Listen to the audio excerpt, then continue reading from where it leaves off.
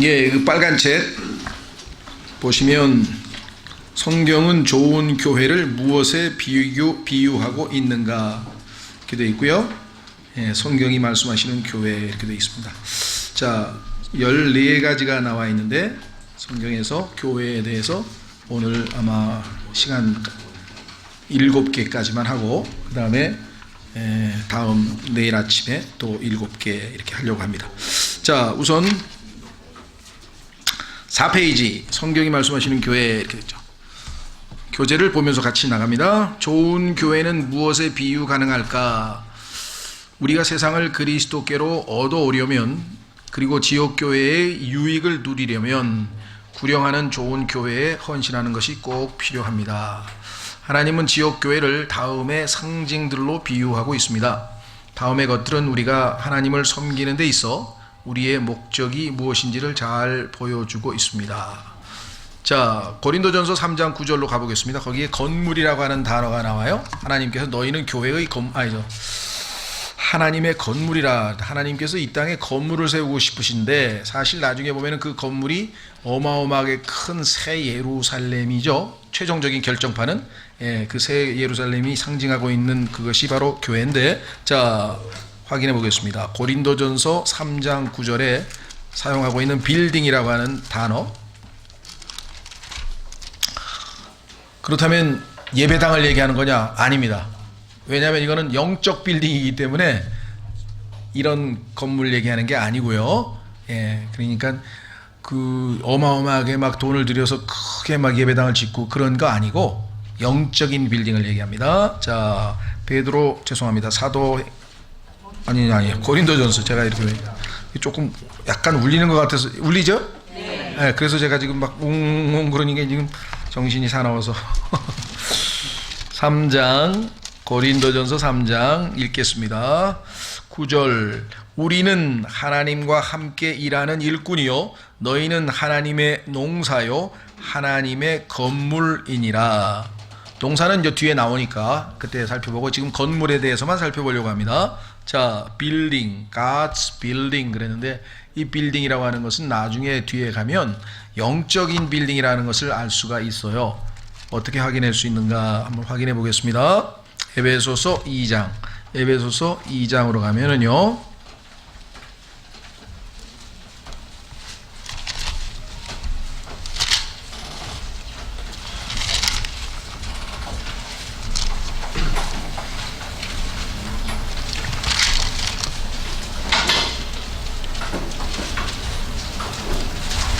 찾으셨습니까? 네, 에베소서 2장 끝부분에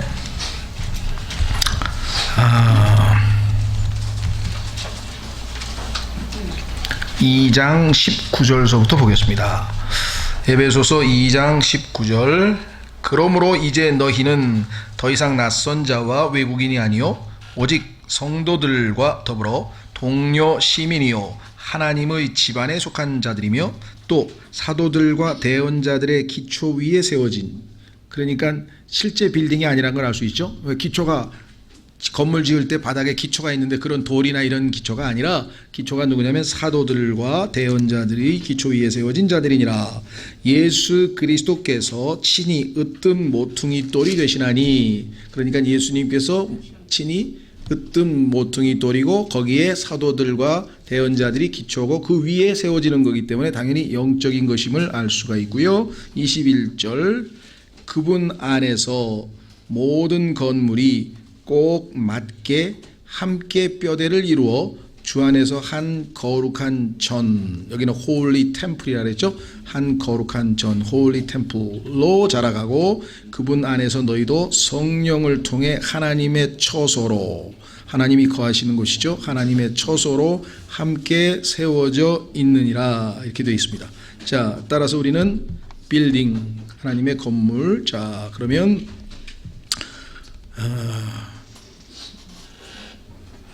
히브리서 3장 6절로 가서 이번에는 빌딩은 빌딩인데 하나님의 집이란 표현을 썼어요. 하우스, 하나님의 집. 그럼 이 집도 우리가 생각하는 일반적으로 얘기하는 주택 그거하고는 다르겠죠. 자, 히브리서 3장 6절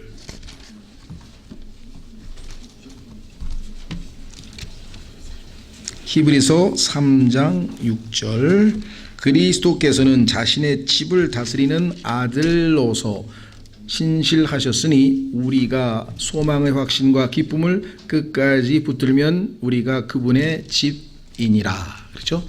건물이란 표현도 쓰고 집이라고 하는 표현도 썼는데 성경에 보니까 집이라고 하는 표현이 주 예수 그리스도를 믿으라 그리하면 내가 구원을 받고 내 집이 구원을 받으리라 이렇게 되어 있어요. 그러니까 집이라고 하는 것은 사람이라는 사실을 우리가 알 수 있죠. 예, 그래서 일반적으로 우리가 아는 것처럼 예배당 건물을 성경에서 말하는 교회는 아니다라는 것을 분명하게 알 수 있습니다. 자, 그러면 교재를 통해서 한번 읽어보겠습니다. 첫 번째, 우리는 사도들과 대언자를 기초로 해서 그 위에 세워져 있습니다. 이것은 오늘날에는 더 이상 사도들과 대언자들이 없음을 의미합니다. 왜냐하면 이들은 기초이지 그 위에 있는 구조물이 아니기 때문입니다. 이 사실만 알아도 오늘날 자신들을 사도라고 부르는 속사도 운동이라든가 이 사도라고 자신을 스스로 칭하는 어리석은 짓은 하지 않겠죠. 그렇죠? 기초가 놓여진 지가 언제인데 다시 또 기초라는 게 존재할 수 있겠느냐. 그 위에 이제 기둥이 세워지고 터가 세워지고 이렇게 돼야 되겠죠. 자, 그런데도 아직도 우리가 바로 사도다 뭐 해서 사도임을 내세우는 사람들이 있는데 성경에 따르면 그것이 잘못된 것임을 계시록 우리 일곱 교회에 보면 나와요. 사도가 아닌데 스스로 사도라 하는 자들을 너희가 잘 골라내서 쫓아내버려. 교회에서 당신들 죄송합니다 사기꾼이야 하고 쫓아버렸어요. 왜? 성경에는 오늘날 사도가 없다는데 당신들이 사도라고 했으니까. 그랬더니 예수님께서 칭찬하셨다고 성경에서. 잘했다고. 왜? 분별력이 있으니까. 가짜 사도한테 안 속고 잘 쫓아버렸다는 거죠. 우리가 생각해, 그렇죠. 우리가 볼 때는 교회에서 사람을 내보낸다는 게, 그럴 수가 있나 싶지만 그 사람이 거짓 사도임이 분명하게 밝혀지면 당연히 그거는 주님께서 내보내야죠. 왜? 다른 사람들 다 미혹시키면 어떡할 거예요. 그렇죠.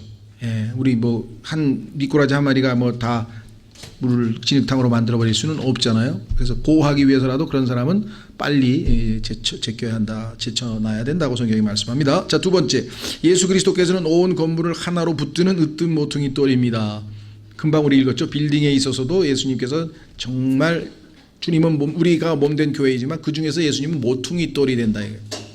자, 그래서 예수님과 우리 다 같은 돌입니다. 한번 확인해 보겠습니다. 베드로전서에 가면 여러분도 돌이고 우리도 돌이고 다 예수님도 돌인데 예수님이 모퉁이 돌이고 그 예수님과 동일한 퀄리티 그런 질적으로 예수님과 동일한 그러한 돌들이 되도록 지금도 우리를 계속 작품으로 조각하고 계시는 분, 그분이 바로 예수 그리스도시죠. 자, 확인해 보겠습니다. 베드로전서 2장 4절 베드로전서 2장 4절 참으로 사람들에게는 거부당하였으나 하나님께는 선정받은 돌 곧 보배로운 산돌이신 그분께 나와 너희도 살아있는 돌들로서 영적 집, 여기는 아예 영적 집이라고 나와 있네요. 영적 집으로 건축되고 예수 그리스도를 통해 하나님께서 받으실 만한 영적 희생물을 드리는 거룩한 제사장이 되었도다 이렇게 되어 있습니다. 자, 그러면 예수님은 리빙스톤이라 그랬네요. 우리 아프리카에 아주 유명한 선교사로 가서 정말 자신을 하나님께 완전히 내어드린 유명한 아프리카의 복음 전도자 선교사였던 리빙스톤이 있죠. 리빙스톤이라는 사람이 있는데 아주 정말 대단한 일꾼으로 쓰임 받았는데요. 예수님이 바로 리빙스톤인데 우리는 산돌이라고 안 하고 뉘앙스가 조금 다르네요. 살아있는이라고 해서 라이블리 스톤이라 그랬는데 뉘앙스는 리빙은 그야말로 살아있는, 그러나 라이블리 하면은 활력이 있다는 얘기인데 예수 그리스도로부터 생명 공급을 받아서 이제 조금씩 점점 더 생명이 이제 자라나면서 예수님처럼 되겠죠. 그래서 뭔가 약간의 약간 구분은 두었는데요. 저 예수님 위에 우리도 동일한 품질로서 세워져야 하나님께서 세우시는 영적인 집이 세워지게 됩니다. 자, 그래서 세 번째 교재로 갑니다. 우리는 꼭 맞게 함께 뼈대를 이루고 있습니다. 여기서 이제 교회 생활에 있어서의 어려움이 있습니다. 왜냐하면 우리 각자는 아담의 후손으로 태어나서 자기 개성이 다 있습니다. 자기 스타일도 있고 성격도 있고 심지어는 하여간 우리 이 혈액형도 다르고 어떤 사람은 막 내성적이고, 어떤 사람은 외향적이고, 어떤 사람은 급하고, 어떤 사람은 느리고, 어떤 사람은 막 이게 다 다르거든요.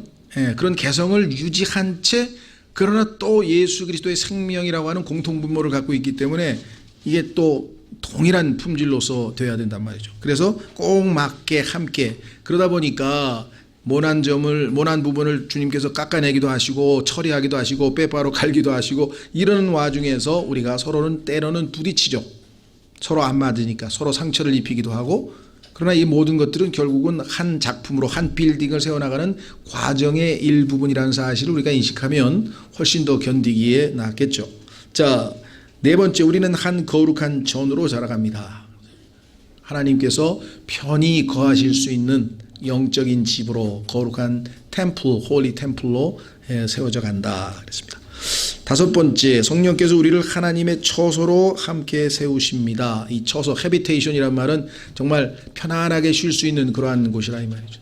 만약에 여러분과 제가 영적으로 상태가 안 좋고 항상 세상적이고 육신적이고 뭔가 안정감이 없으면은, 그렇죠, 여러분들 어느 집에 갔는데 보니까 집안이 깨끗하게 정돈되어 있고 정말 안정감이 있어서 주인도 편안하게 손님을 맞이하고 그래서 쉴 수 있는 그런 집이 있는가 하면, 이 집에 갔는데 뭐 주인도 불안해하고 뭐 집안도 뭐 어지럽고, 그러니까 이게 뭔가 가서 불편한 그런 상황이 있을 수 있잖아요.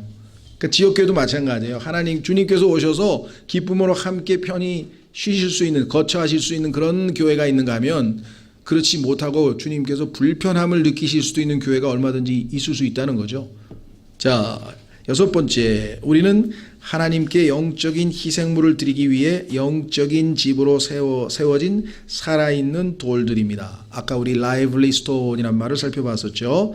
자, 영적 희생물, 우리가 나중에 이제 이 문제에 대해서 여러 번 얘기를 했습니다만은, 마틴 루터가 종교개혁을 일으킨 지가 이제 내년이면 500주년이 돼서 뭐 아주 전 세계적으로 엄청나게 다양한 형태의 뭐 기념 행사도 있고 많이 있습니다만은, 우리 그리스도인들에게도 마틴 루터를 통해서 하나님께서 무엇보다도 정확한 성경 번역을 해주셨다는 것, 두 번째는 믿음으로만 구원받는다는 구원 교리를 확립해 주셨다는 것, 세 번째가 바로 지금 오늘 우리가 다루는 모든 그리스도인은, 모든 하나님의 자녀는 다 제사장이라는 것, 구약의 제사장 제도를 그대로 물려받아서 제사장은 신부, 카톨릭에서 그 카톨릭 신부만이 제사장, 우리나라에서는 제사장이라고 안 하고 사제라고 번역을 했습니다. 영어에 똑같은 priest라고 하는 단어를 사제로 번역했는데, 그래서 제사장 계급하고 일반 평신도 계급하고 구분을 시켜놨어요. 근데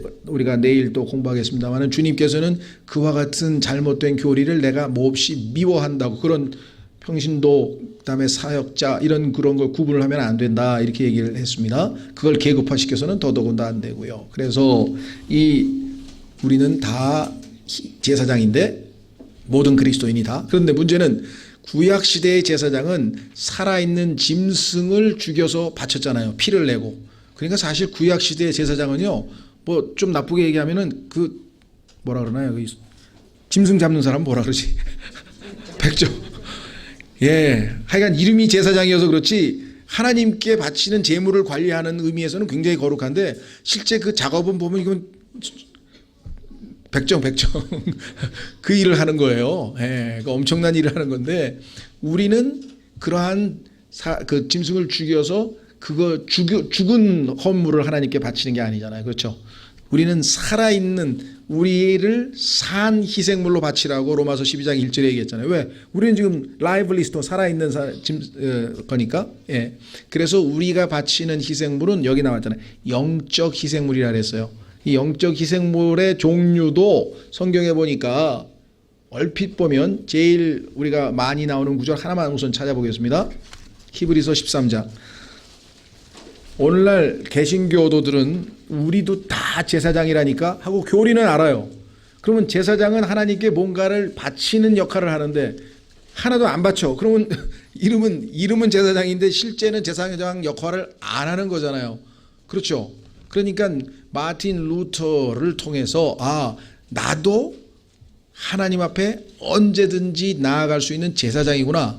그런데 나는 이제 영적 제사장이고 영적 희생물을 바치는 거구나. 구약의 제사장은 물질, 짐승을 실제적인 그런 그 고기를 태워서 하나님 앞에 향기를 나타내는 거 하면 우리는 그게 아니구나. 자, 그러면 그것이 나의 삶에서 무엇인가를 알아야 내가 드릴 거 아니에요, 하나님께. 그렇죠? 자, 확인해 보겠습니다. 히브리서 13장.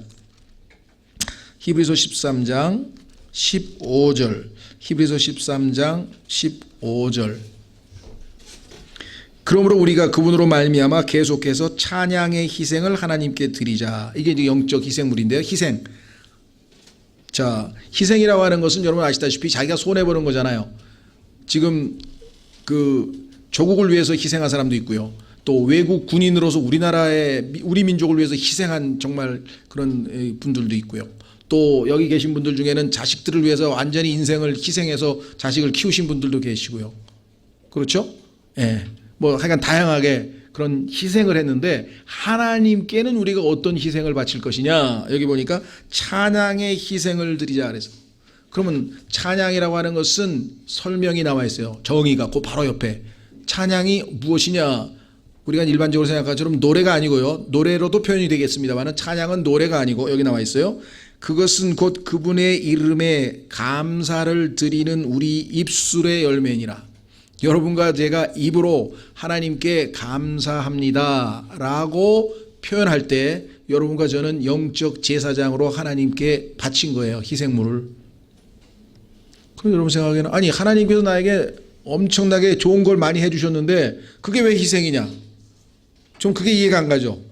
너무나 당연한 거 아니야. 하나님이 다 주신 거니까 우리가 바쳤으면은 그 희생이 아닌 것처럼 생각이 돼요. 그렇죠? 하나님께서 뭐 건강을 주셔서 감사합니다. 구원을 주셔서 감사합니다. 가족을 주셔서 감사합니다. 또 뭐 물질을 주셔서 감사합니다. 뭐든지 다 감사하다 그랬어요. 근데 그게 왜 희생이냐? 그렇죠. 예. 근데 우리가 나에게 하나님께서 뭔가 좋은 거를 해 주셨을 때만 감사하는 건 아니잖아요. 왜? 항상 감사라고 했는데 인간적으로 감사할 처지가 안 된 경우 어떡할 거예요? 이거 어떡하세요? 제 친구가 지금 아주 굉장히 어려운 일을 많이 당하고 있는데 늘 감사하더라고요. 그거 자기는 지금 세상적으로 보면은 너무나 궁지에 몰려 있고 너무나 고통스럽고 감사할 처지가 아니야. 감사가 입에 안 나오는데 사실은. 그런데도 항상 보면 감사하다는 거예요. 그럼 하나님 앞에 그렇죠. 만약에 자식을 잃었다. 이거 어떡할 거예요? 하나님께 자식을 잃은 것에 대해서 감사하면 하나님 앞에 찬양의 희생을 드리는 거죠. 이유는 모르지만 하나님께서 이유가 있으니까 거기서 만약에 여러분과 제가 아니 그렇게 열심히 교회 생활했는데 애가 죽는데 안 도와주셨다고 말이야. 하나님이 너무하시다고. 그러면 여러분은 찬양의 희생을 드린 게 아니에요. 거기는 뭘 해요? 그러면 불평을 한 거예요. 하나님 앞에. 그렇죠? 예, 그러니까 성경에 보니까 주께서는 자신의 백성이 불평하는 것을 기뻐하지 아니하시니라. 그러면 그건 제사장의 이름만 붙었지 실제적으로는 영적 제사장 역할을 못한 거예요. 그런데 너무나 슬프고 너무나 괴롭지만 하나님께서 나보다도 내 아이를 더 사랑해서 자신의 아들을 내어주기까지 하신 분이신데 무슨 이유 때문에 내 아들을 데려가셨을까? 주께서 주신 분도 주신 것도 주님이시고 데려가신 분도 주님이시라고 한다면 내가 마땅히 할 것은 그래도 하나님께 감사하겠다. 만약에 여러분이 그랬다면 그렇죠? 그런 간증이 있어요. 많이 있어요. 사실은 하나님이 주신 그 믿음으로. 그럼 그야말로 희생이죠. 예. 자, 그래서 여기 보시면 두 번째 16절 오직 선을 행하는 것과 오늘 오전이 아니라 조금 전에 설교했을 때 선을 행하는 것이 우리의 뭐예요? 구원의 목적이라고 분명하게 말씀드렸잖아요. 그럼 여러분들이 특히 여러분에게 악을 행하는 자에게 선을 행했다. 그것처럼 또 큰 희생은 없죠. 그렇죠? 누군가가 나에게 악한 일을 했어. 그럼 나도 악으로 대해주는 게 구약의 이에는 이, 눈에는 눈 법칙이야. 그러는데 예수님께서는 원수를 사랑하라. 나에게 악한 일을 했지만 악을 이길 수 있는 방법은 선이다. 이거야. 어둠을 이길 수 있는 방법은 더 센 어둠이 아니라 빛으로 나가면 어둠을 이길 수 있다. 그래서 하나님 말씀을 믿고 나에게 악한 행위를 한 자를 선하게 대해줬어요. 그건 뭐예요? 제사장 역할을 한 거죠. 여기 있잖아요. 선을 행하는 것과 그 다음에 나누어 주는 것을 잊지 말라. 이 나누어준다고 하는 얘기는 우리로 치면 소통인데 커뮤니케이션이라고 하는 것은요. 내게 있는 물질도 나눠주고요. 그 다음에 마음도 나누고 시간도 나눠주고 하여간 뭔가를 공유하는 거예요. 예. 그래서 찾진 않겠습니다만 빌립보서에 가면 자신이 가지고 있는 물질들을 가지고 사도 바울에게 헌금한 것도 하나님께서 매우 기뻐하시는 희생이라고 성경에 써 있어요. 여러분 생각에는 그 물질이 물질 같지만요, 하나님 보시기에는 그것을 영적인 희생물로 받으시겠다는 거예요. 왜? 이 마음에 하나님을 사랑하고 그 지체를 사랑하기 때문에 이미 자기 것을 희생한 거잖아요. 그러니까 표현은 물질로 됐지만 실제적인 그 희생은 영적인 희생으로 하나님께서 받으신다는 거죠. 그래서 빌립보서에 보면 바울이 너희가 나에게 준 그것에 대해서 하나님께서 하늘에 많은 보상이 있을 것임을 확신시켜 주면서 그로 인해 기쁘다는 거예요. 너희가 나한테 물질을 줘서 그 덕분에 내가 궁핍하지 않고 정말 풍요롭게 잘 살아서 너무 고맙다. 이런 건 인간적인 차원이고 더 한 차원 넘어서 나는 너희가 나에게 헌물을 한 것 때문에 하나님께서 그것을 보상하기 위해서 하늘에다가 복을 준비해 놓으셨으니 내 마음이 더 기쁘다. 바울의 차원을 아시겠어요? 그 신앙생활을 좀 이 정도 차원으로 하면 그냥 감동이 오는데 막 찌지지 하면은 저 왜 믿는 사람이 왜 그러지? 이래 별로 이게 마음이 그렇죠. 스케일이 너무 작고. 그런데 바울은 벌써 읽으면 벌써 딱 감동이 오잖아요.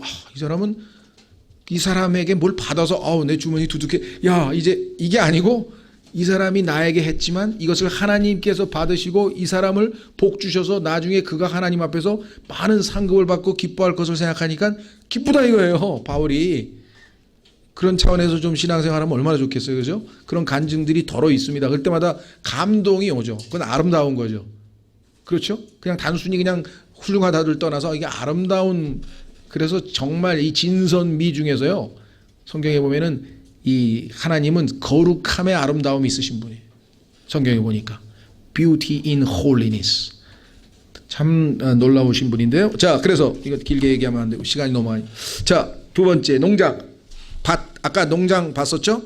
예, 농사라 그랬어요. 농사. 고린도전서 3장에서 농사.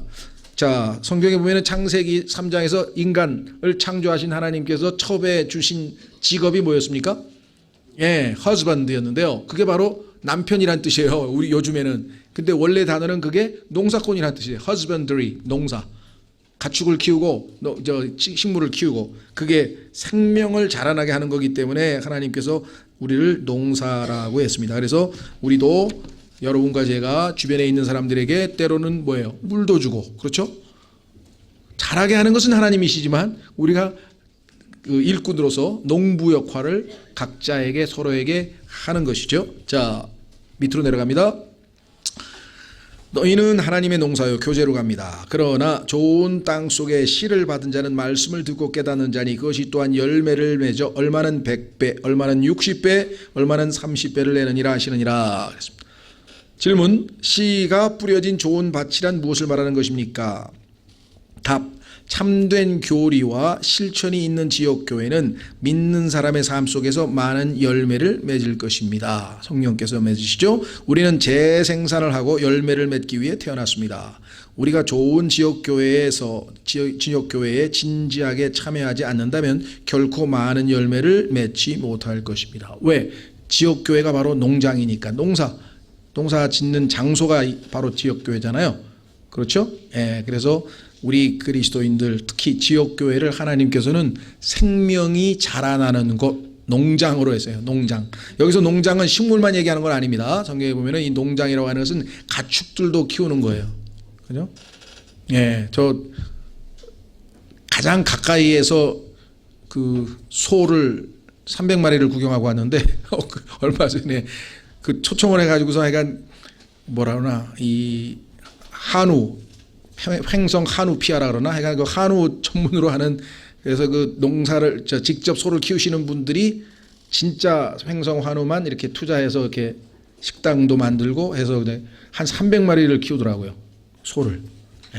그리고 그 지난주에 먹은 그 가지 샐러리 그거 거기서 다 키워가지고 보내줘서 저희가 먹었는데 하여간 그 농장 가보니까 정말 아주 막 그 짐승들 이렇게 살아있는 움직임, 그 다음에 막 그 생명 자라나는 거, 왜 하나님께서 지역교회를 농장에다가 비유하셨는지, 농사에다 비유하셨는지 충분히 짐작이 되더라고요. 생명이 자라나서 열매 맺는 곳. 그렇죠?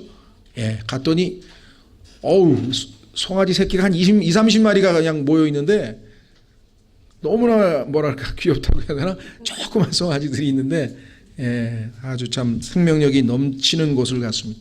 교회가 바로 어린 성도들이 자라나고 지체들이 돕고 이런 생명의 어떤 다이나믹한 그런 기운이 감도는 곳.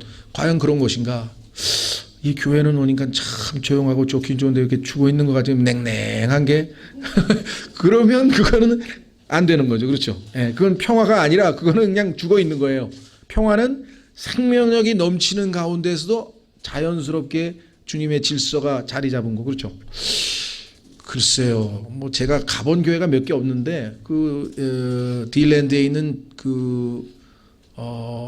제임슨 학스 형제 딜랜드 침례 교회 가니까 진짜 차분한 것 같은데 자유로우면서도 아주 막 그 생명력이 느껴지는 어떤 그런 교회인 것 같아요. 제가 지금까지 본 교회 중에서는 그런 것 같습니다. 자, 그러니까 우리도 그런 좋은 교회가 될 수 있도록 하나님께 우리가 기도하고 또 참여하고 해야 되겠습니다. 세 번째, 성전. 너희가 하나님의 성전인 것을 알지 못하느냐.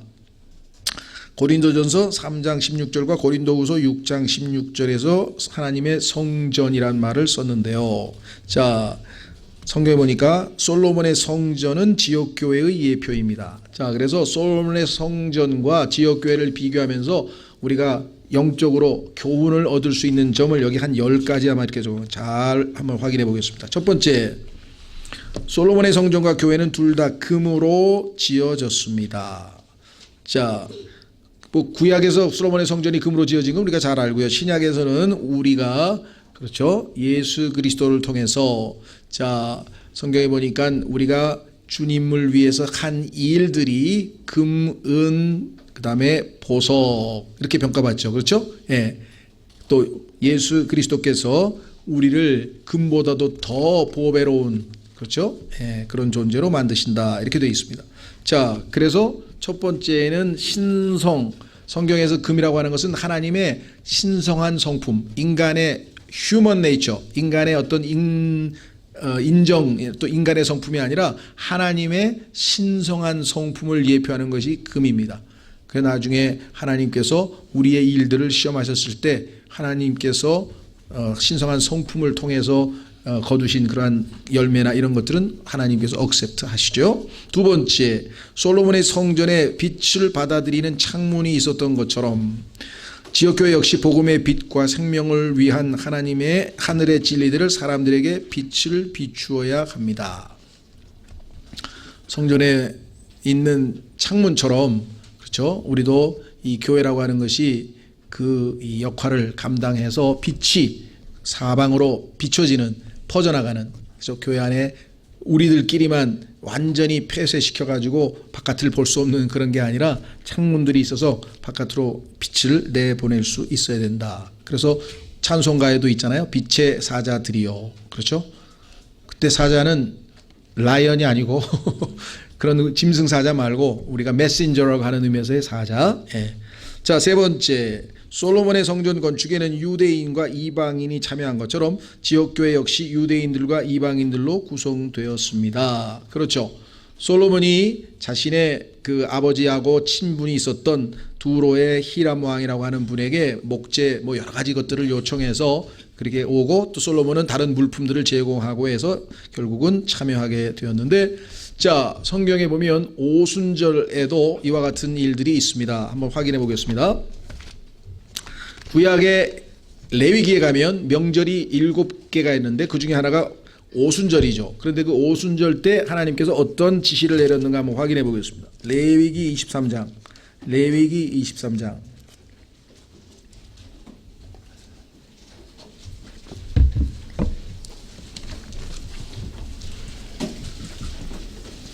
15절, 레위기 23장 15절.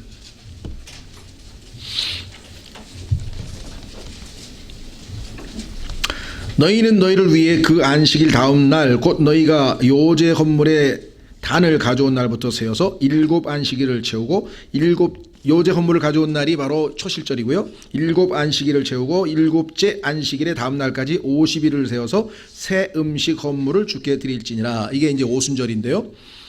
너희는 너희 처소에서 10분의 2 에바로 만든 흔드는 빵 몇 개요? 2개. 유대인 하나, 이방인 하나를 상징하고 있는 빵 2개를 가져올지니 그것들은 고운 밀가루에 누룩을 넣어 구운 것이요 주께 드리는 첫 열매니라. 많은 분들이 여기서 깜짝 놀라. 누룩은 나쁜 건데 누룩을 넣지 말라 그랬는데, 그렇죠? 맞습니다. 그런데 유독 여기에 딱 한 군데에서만 예외적으로 누룩을 넣으라 그랬어요. 왜 그랬을까요? 우리는 주님의 몸된 교회는 여러분과 제가 아직 혼의 구속은 받았지만 몸의 구속은 받지 않았기 때문에 로마서 7장에 따르면 여러분과 제 안에는, 우리 육체 안에는 죄가 거하고 있다라고 성경에 말씀하셨죠. 그래서 우리는 여전히 주님의 통제하에 있지 않으면 언제든지 죄를 지을 수 있는 가능성이 있는 존재입니다. 주님께서 오시면 우리가 호련히 영광스러운 몸으로 바뀌면서 죄가 그때 완전히 제거되지만 지금 현재 이 교회 시대에는 여전히 여기에 누룩이 있죠. 우리 안에 죄가 있죠. 얼마나 정확하게 하나님께서 기술하셨는지 이해가 되시죠? 무슨 말 이해가 되셨어요? 그래서 이것은 하나님께서 원해서 누룩을 집어넣는 게 아니라 이 시대 주님께서 오셔서 우리의 육체가 완전히 죄의 임재로부터 거룩하게 구별돼서 구원받기 전에, 우리 몸의 구원이 이루어지기 전까지는 누룩이 우리에게 여전히 존재하고 있기 때문에 항상 깨어 기도하고 조심해야 된다는 것을 말씀하고 있죠. 자, 다시 돌아오셔서 네 번째, 주의 영광이 솔로몬의 성전을 채웠듯이 봉헌할 때 엄청난 영광스러운 모습이 구름 쫙 연기, 하나님의 성령께서 성도들 안에 내주하사 채우시고 계십니다. 그렇습니다. 하나님의 임재가 가득한 곳, 하나님의 기운이 느껴지는 곳. 그렇죠? 다섯 번째, 솔로몬의 성전의 벽과 문에는 그룹들이 새겨져 있듯이 지역교회 또한 천사들이 지켜보고 섬기고 있습니다. 성경에 보면은요, 곳곳에서 천사들이 알게 모르게 등장하는데요. 예를 들면 교회는 아닙니다만은 누가복음에서 나사로를 아브라함의 품으로 천사들이 데려갔다 그랬죠. 또 우리도 만약에 내가 죽으면, 그렇죠? 내가 오늘 죽었다. 그러면 내 몸은 장사 지낼 때까지 한 2, 3일 더 있을 거고, 내 영은 즉시로 하나님께로 회수돼서 올라갔고, 내 혼은 내 힘으로 올라가는 건 아니고, 성경에 따르면 천사들이 나를 데리고 호회에서 셋째 하늘에 주님 계신 곳으로 데려가겠죠. 그렇죠? 그것뿐만 아니라 성경에서 지금 천사들이 우리를 섬기고 있다는 것, 즉 확인해 보겠습니다. 섬기는 영, 천사들의 역할은 섬기는 영입니다. 히브리서 1장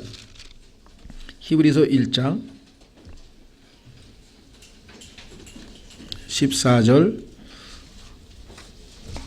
자, 보세요. 분명히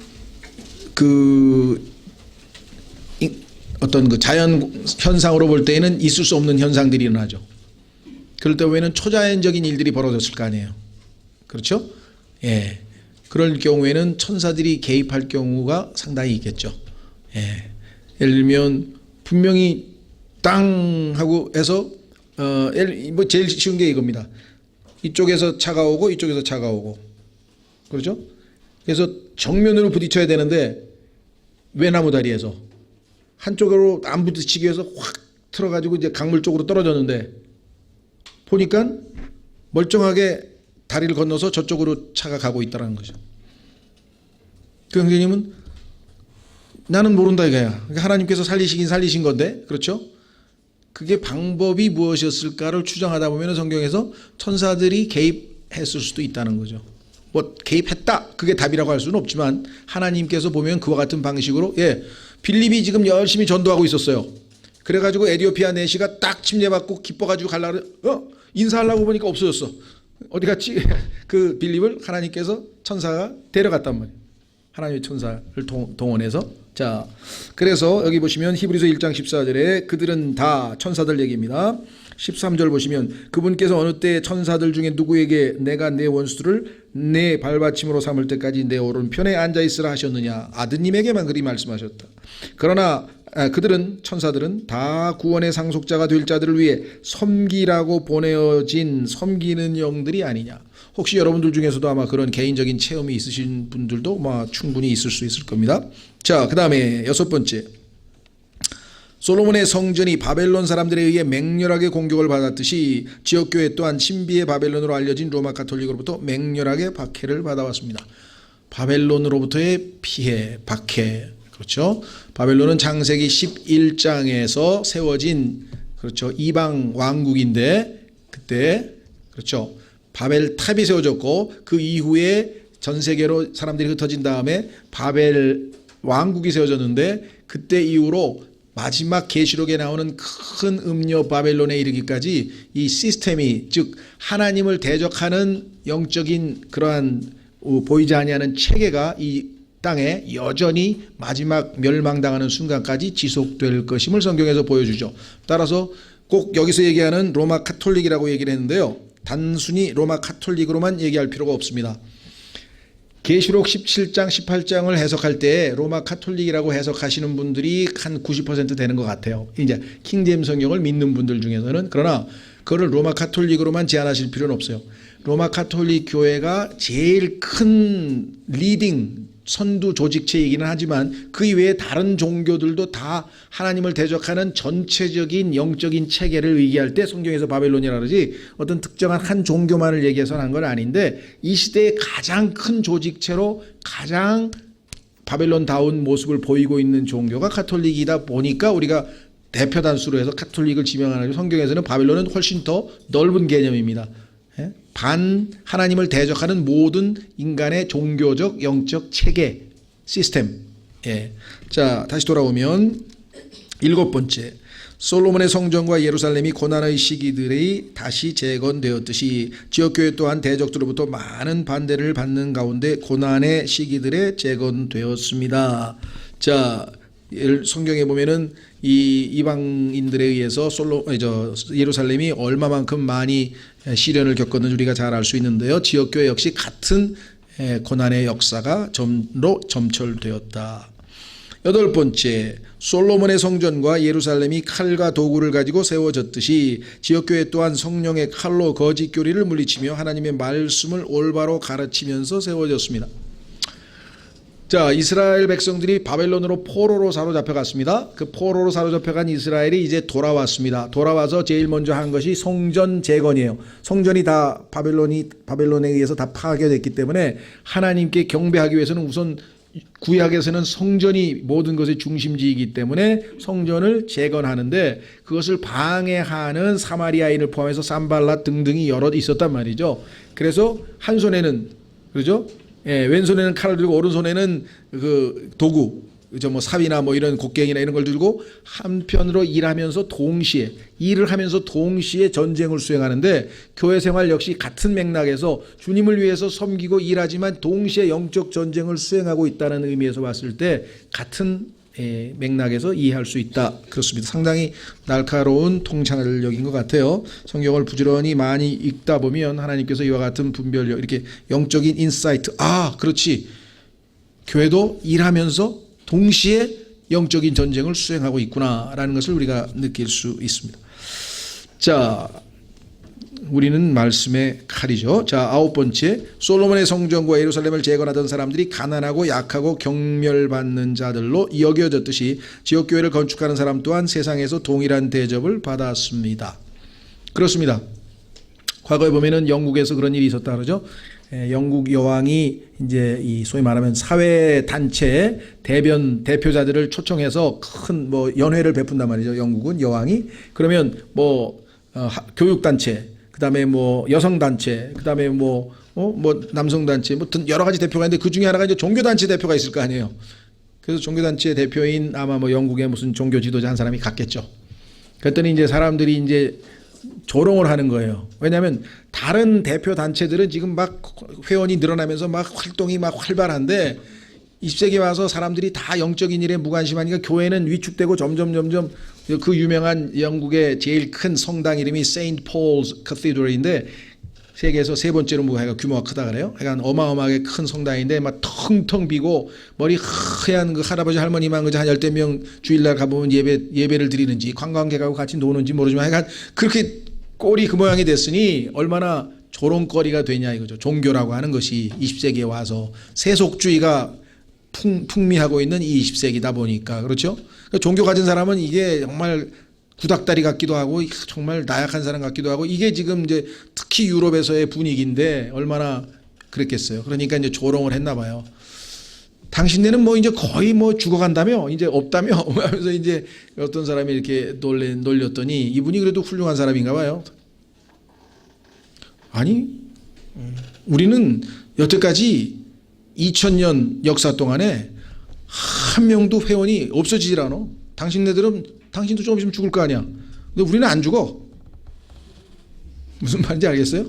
예, 우리는 부활 생명이고 영원한 생명을 가졌기 때문에 다 살아있어 아직까지. 그래서 회원이 줄질 않아.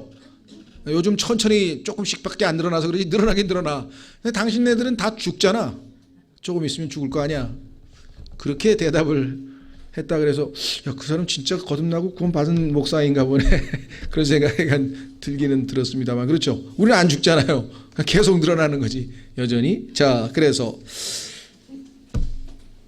10번째 솔로몬의 성전과 예루살렘 성벽을 재건하는 자들은 많은 쓰레기를 제거해야 했으며 이처럼 지역교회를 세울 때도 교황 추종자라는 쓰레기, 세상이라는 쓰레기 그리고 전통이라는 쓰레기들을 제거해야 됩니다. 그렇습니다. 버릴 건 과감하게 버리지 않으면 안 돼요. 그래서 아까도 얘기했지만 거짓 교사들과 이런 것들 다 솎아내고요. 특히 제일 중요한 것 중에 하나는 전통입니다.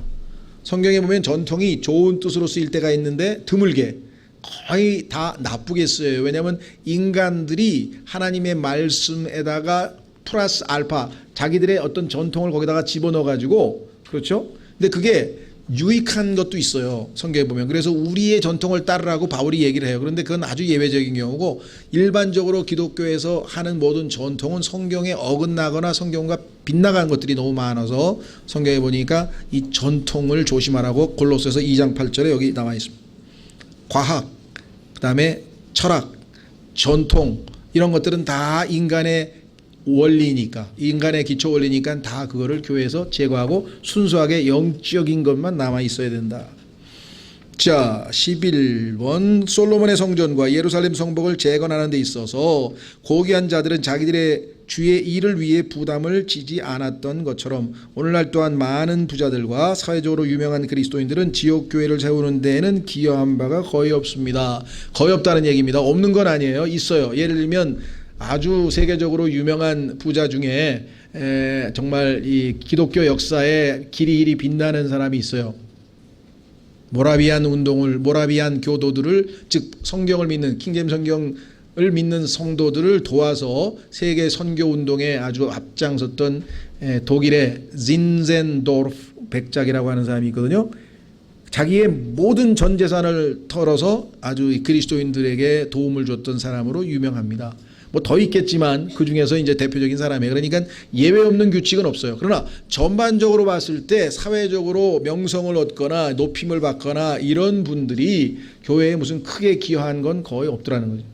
교회에서 무슨 행사하고 뭐 이럴 때 보면은 다 조금씩 십시일반 그렇게 해서 그런 헌금들로 무슨 일들이 이루어지더라. 이게 성경에 보니까 성경대로 하나님께서 말씀하신 그대로 어떻게 확인해 보겠습니까?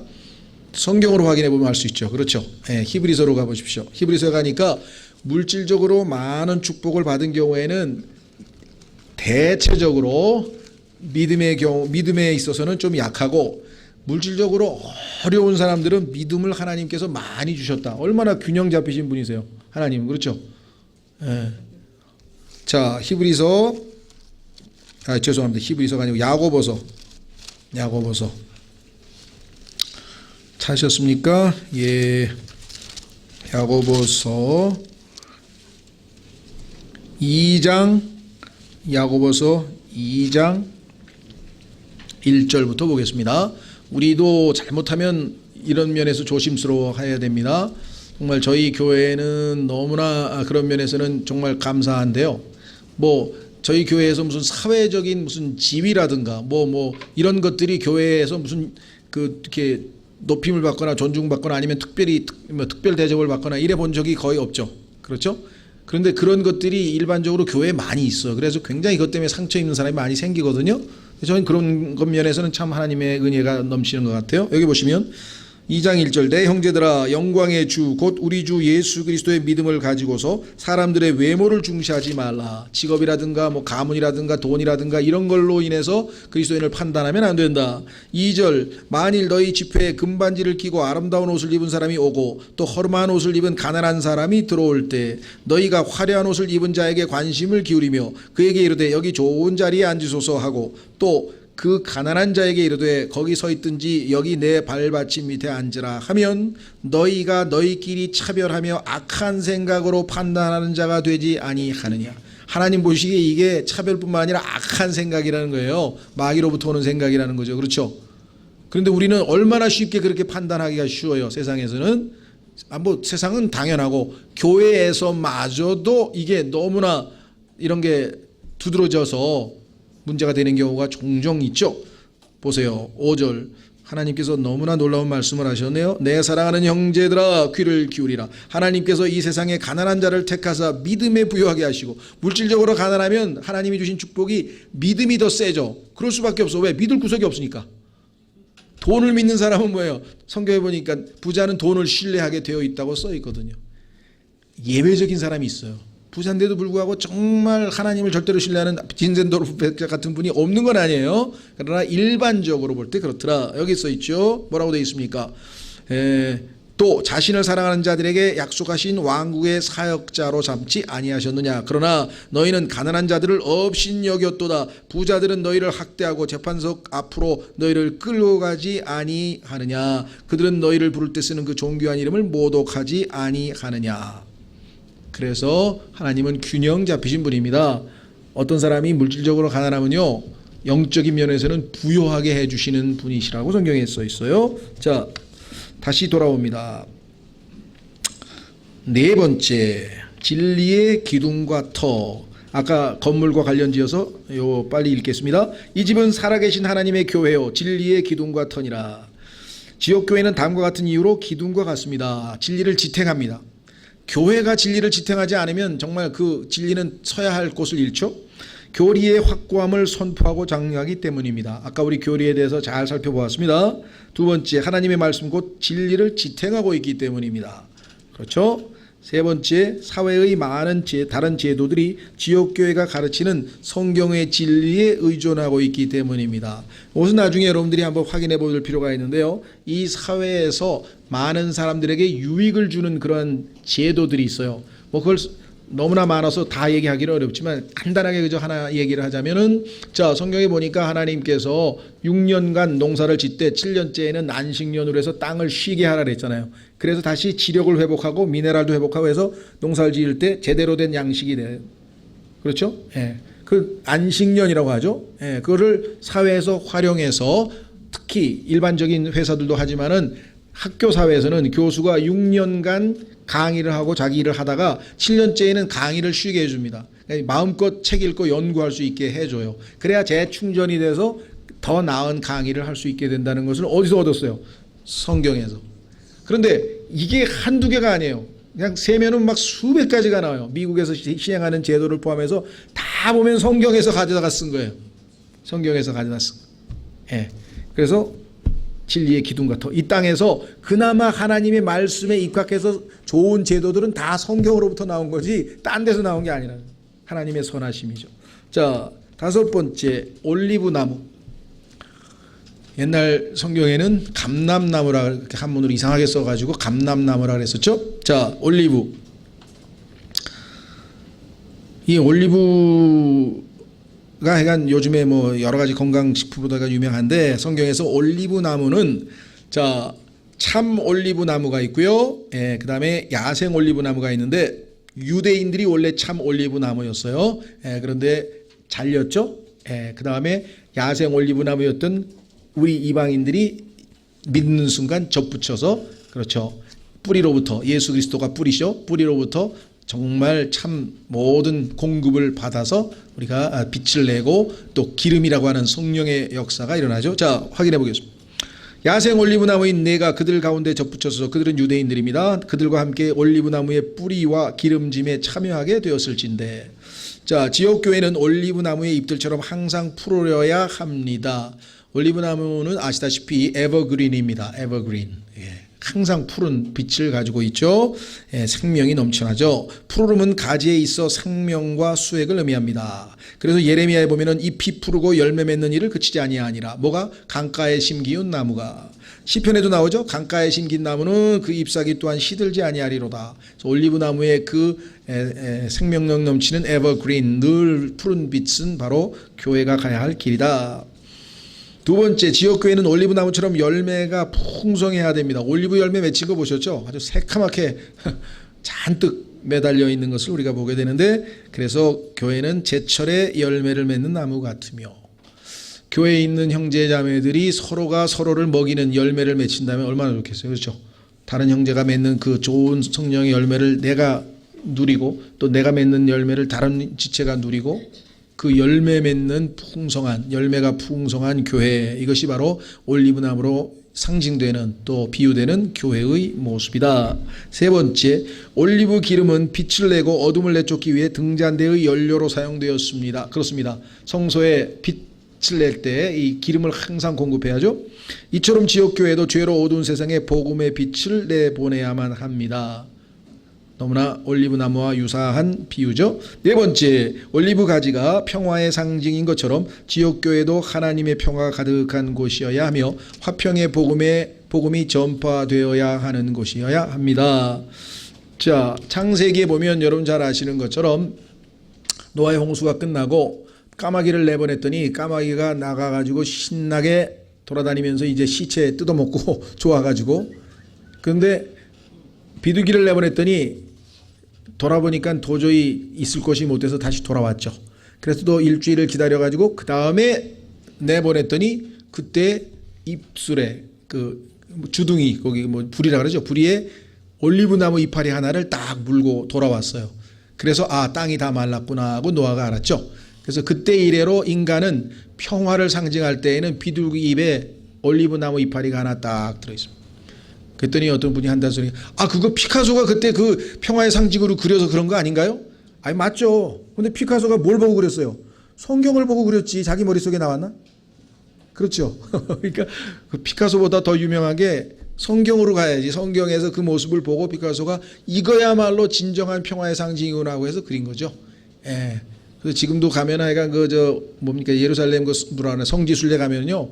여기 티에 보면 그냥 그 비둘기가 이파리 물고 있는 그거에다가 여기다가 샬롬이라고 히브리어로 쓰기도 하고 또 영어로 피스라고 써가지고 그 이 티셔츠 앞에 무늬에 디자인에 항상 들어가는 게 그 평화의 상징이죠. 예, 교회가 바로 평화의 상징인데, 야, 그런데 실제로는 지난번에도 말씀드렸습니다만은 지하철에서 싸움질하는 걸 보고 아주 노인이 이봐 학생 여기 교회야 전철 아니 여기가 교회야 전철 아니지? 그건 뭐야? 그럼 교회에서는 쌈질만 한다는 얘기인가?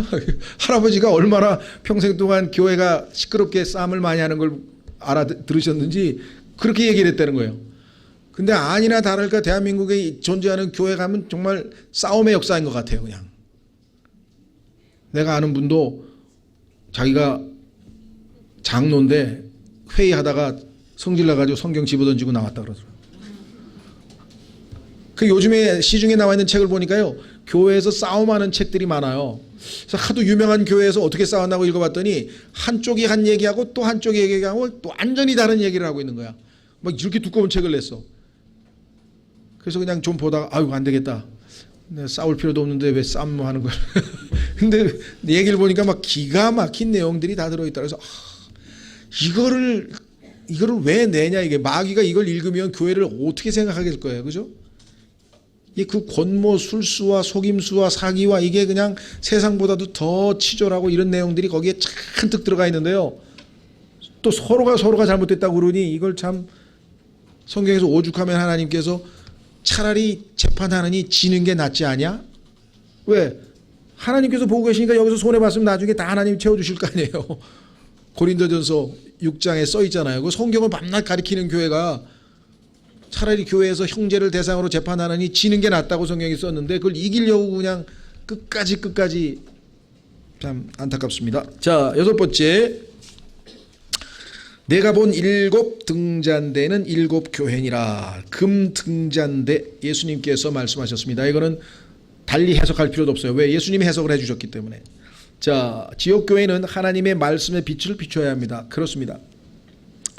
이 올리브라는 게요, 처음에는 제가 좀 뭐랄까 촌 사람이 돼서 그런지 하여간 한국에서는 20몇 살 때, 그러니까 26살인가 7살인가 스페인에 유학을 갔는데 한국에서 피자를 못 먹고 가봤어요.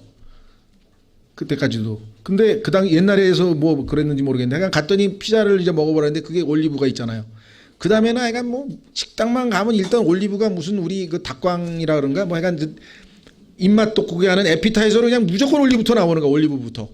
그 먹어보니 이게 무슨 짜고 엄청 짜고 이게 왜 이걸 먹냐 이해가 안 가더래. 처음에는 무식해서. 그래서 거기는 또 이게 물러요. 막 시커먼 이게 큰 거 이게 초록색이 아니고 쫀득한 게 아니고 막 물컹물컹해. 이게 막 너무 뭐랄까 오랫동안 야 이걸 왜 먹나 그랬는데 자꾸 안 먹을 수가 없잖아. 골라낼 수도 없고 먹다 보니까 꼭꼭 씹으니까 거기서 그냥 깨소금 같은 기름이 쫙 나오는데 야 이 맛에 먹는 거구나. 그렇죠? 예, 그제서야 이제 올리브가 왜 좋은 열매인지 이제 알게 되는데 기름이 올리브를요 꽉 압착해서 올리브유를 만들잖아요. 그렇죠? 예, 그 올리브유로 빛을 내는 등잔의 기름으로 썼어요. 그런데 예수 그리스도께서 정말 온몸에 기름을 다 짜내듯이 마지막 하나님께 기도했던 장소가 겟세마네거든요. 그 겟세마네가 바로 올리브나무 압착하는 장소예요. 예수님께서 이해가 되세요? 왜 겟세마네라고 하는 곳에서 예수님께서 기도하셨는지 정말 참 하나님의 말씀이 한치도 오차가 없는, 그래서 빛을 내는 기름 생산하는 곳에서 예수님께서는 마지막 기도를 하셨는데, 자 여기 보시면 이렇게 나와 있네요. 지옥교회는 하나님의 말씀의 빛을 비추어야 합니다. 또한 그리스도의 구원과 경건의 본을 죄로 어두운 세상에 보여주어야 합니다. 그래서 빛의 자녀들, 우리가 빛의 자녀들이라고 에베소서 5장 8절에 나와 있고요. 이와 같이 너희 빛을 사람들 앞에 비추어. 자 이건 조심하시라 그랬어요. 예수님이 성경에 보니까 요한복음 8장 12절에서 나는 세상의 빛이라, 9장 5장에서 나는 세상의 빛이라. 그런데 왜 예수님께서 마태복음에서 너희는 세상의 빛이라 모순됩니까? 얼핏 보면 모순되죠. 왜? 예수님이 나는 세상의 빛이라고 하신 분이 왜 갑자기 너희는 세상의 빛이라 그랬을까요? 한 300년 전까지만 해도요, 정확하게는 잘 모르겠습니다 제가. 그런데 하여간 몇백 년 전인지 모르지만 인간이 달빛이 원래 빛을 내는 발광체가 아니고 태양의 빛을 받아서 반사만 하는 죽어있는 별이라는 사실을 안 지가 200~300년밖에 안 됐대요. 그럼 그 전까지는 뭐예요? 달이 빛을 내는 줄 알았다니까. 왜? 달이 빛을 내잖아. 이해가 되세요? 여러분과 제가 만약에 빛을 낸다고 한다면 사실은 우리 안에 계신 예수 그리스도께서 빛을 내는 거죠. 우리는 그것을 허락만 한 거지. 내가 내 자신을 내려놓고 주님께서 나를 통해서 빛을 내라고 허락한 것뿐이지 실제적으로 내가 발광체가 돼서 빛 자체를 내가 생산해내는 건 아니라는 것이죠. 그런데 성경에 보니까 놀랍게도 태양은 의의 해는 예수 그리스도, 달은 교회, 그렇게 정확하게 예표가 되어 있어요. 얼마나 놀랍습니까? 예수 그리스도를 빛을 받아서 다만 반사만 하는, 그렇죠? 그러니까 우리의 선한 행위라고 하는 것은 사실은 주님이 우리를 통해서 일하시는 거죠. 그래서 성경에서 우리말은 정확하게 이게 뉘앙스가 안 살아요. 근데 영어에서는 let라고 하는 단어가 들어가요. 빛을 비추라가 아니라 빛을 비추도록 하라. 이렇게 해서 조금 뉘앙스를 이렇게 우리가 적용할 수 있죠. 자, 마지막 밑으로 내려갑니다. 두 번째, 죄송합니다. 금 등잔대는 매우 가치 있고 귀중합니다. 그렇습니다. 마찬가지로 지옥교회도 하나님께 매우 귀중합니다. 그래서 이 유대인들이 성전 이동할 때 보면은 항상 잘 포장해서 아주 특별 담당자가 있어서 이 금 등잔대를 포함해서 모든 그 성소에 있는 기명들을 다 운반했죠. 예. 자, 세 번째, 등잔대를 제거하면 어두워지듯이 하나님께서는 교회가 배교하여 첫사랑을 버리면 교회를 제거하실 수 있습니다. 처음에 초대교회를 성경에서 초대교회 시대 AD 한 175년까지 약 처음에 한 100년이죠. 예수님 돌아가시고 나서 한 100년 기간을 초대교회 시대라고 하는데 이때의 교회 시대의 이름이 에베소 교회 시대입니다. 근데 에베소라고 하는 단어는 바람직한이란 뜻이에요. 그러니까 초반에 교회는 바람직한 모습을 보였어요. 그래서 주님께서 계시록에 보면 칭찬을 많이 하셨어요. 그런데 뒤에 단서를 붙였죠. 내가 조금은 너를 책망할 게 있다. 약간은 책망할 게 있다. 그 책망의 내용이 바로 여기 나와 있는 첫사랑을 잃어버린 거예요. 처음에는 행위도 수고도 인내도 다 믿음의 행위였고, 그렇죠? 그냥 행위가 아니야. 뭔 행동을 했을 때도 믿음으로 했고, 그다음에 수고도 사랑으로 했고, 인내도 소망으로 했고, 그래서 그렇게 했던 사람들이 앞에 믿음도 떨어져 나가고 사랑도 떨어져 나가고 소망도 떨어져 나가고 행위와 수고와 인내는 겉모습은 남아있는데 알맹이가 지금 다 없어져 버린 껍질만 남은 상태가 되니까 예수님께서 너는 첫사랑을 버렸구나 하고 야단을 쳤단 말이죠. 그와 동시에 경고를 하셨는데 첫째, 영어로는 외우기가 쉬워요. 그래서 제가 지금 할 수 없이 영어로 얘기하는데 re가 들어가요. R-E. Remember. 네가 어디에서 떨어져 나갔는지, 네가 어떻게 해서 하나님의 사랑을 잃어버렸는지, 첫사랑을 잃어버렸는지 기억하라. 생각해내라. 언제부터 네가 신앙이 설설 식어서 옛날에는 막 1시간 성경을 읽어도 기쁘더니 이제 뭐 10분만 읽어도 지겨워가지고 막 몸을 비비꼬고 왜 그러는 거냐 이거죠. 여러분 어떠세요? 지금 설교가 끝날 텐데 왜 안 끝나지? 8시 30분에 끝났는데 그러고 있으면 첫사랑이 식은 거고 예, 하여간 그렇게 해서 그렇게 돼버린 거예요. Remember, 기억하라. 두 번째, repent, 회개하라. 원래 처음 위치로 다시 돌아가라. 그래서 처음 행위를 하라. 처음엔 나에게 행했던 그런 행위를 하라. Or 그렇지 않으면 remove, 내가 너를 제거해버리겠다. 그래서 촛대를 옮겨버리겠다. 옮겨버렸어요. 그래서 지금 가보세요. 터키의 에베소. 네, 다 이슬람판입니다. 예배당 없어요. 그리스도인 없어요. 정확하게 그 경고대로 지금 아무것도 남아있지 않는 정말 이 테러의 지금 온상인 이슬람이 지배하는 세상으로 초대교회가 있었던 지역이 다 변모된 모습으로 남아 있습니다. 자, 그래서 우리는 6번째까지 봤고요. 자, 다음 시간부터 우리가 7번서부터 14번까지 내일 오전에 공부하겠습니다. 잠깐 기도하고 여러분들이 9시까지 한